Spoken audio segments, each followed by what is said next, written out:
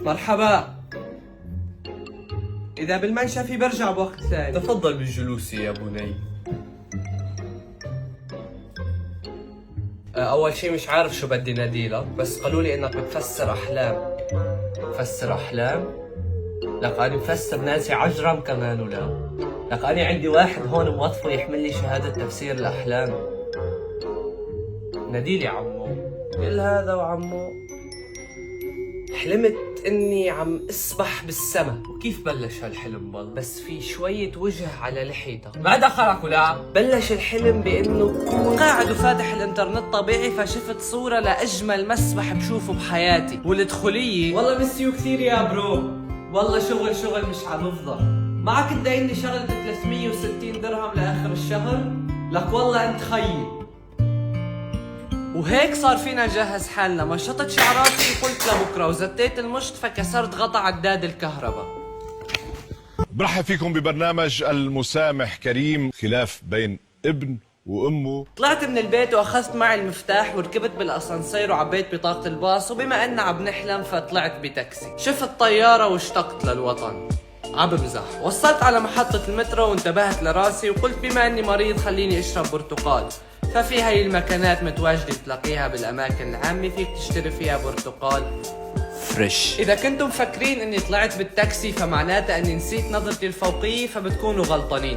شوفوا لوين رح نطلع هلا. أهم فقرة إني طلعت بالأسانسير لحالي، ومش بس هيك، الأسانسير بيطلع الطوابق بالجملة 3-3. صح كمية الفخامة بتوجع العيون، بس محسوبكن عامل حاله من رواد هذا المكان، فايت بكل ثقة، منتصب القامة أمشي. نزلت على غرفة تبديل الأواعي وكأني كل يوم بيجي، ولا كأنه متدين حق دخولية دين وعارف انه غرفة تبديل الأواعي تحت من الانترنت.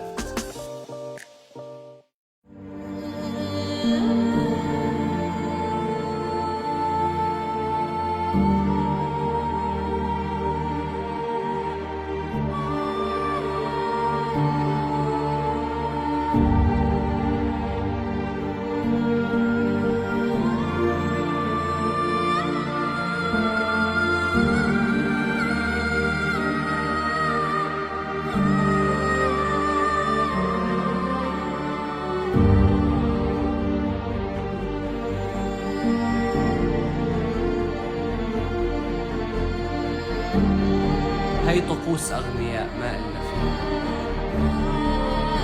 وكل شوي بيجوا بيضيفوك شغلة.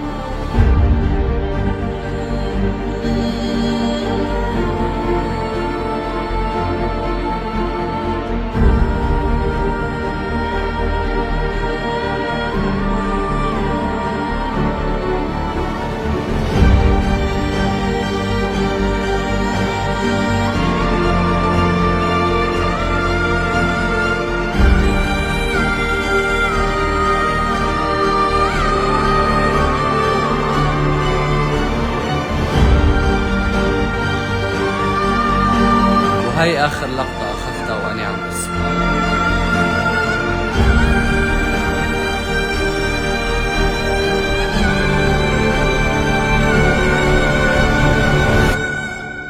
والجو بالليل إله نكهة خاصة، وللشباب المهتمة في كمية كبيرة من الأبراج رح تعجبكن على كفالتي.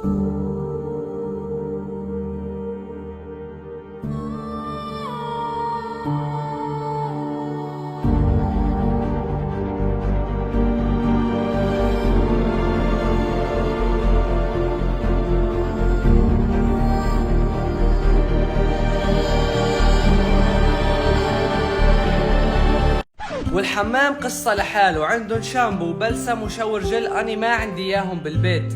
وعندن جهاز برا بيستخدموه لحتى ينشفوا الشرط إذا كان مي أو المنشفي، مشان ما تحطوها وتنزعوا الشنطة. تخيل مكنة لتنشيف الشرط.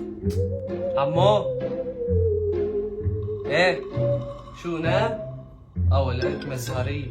بنشوفكم بالفيديو الجاي.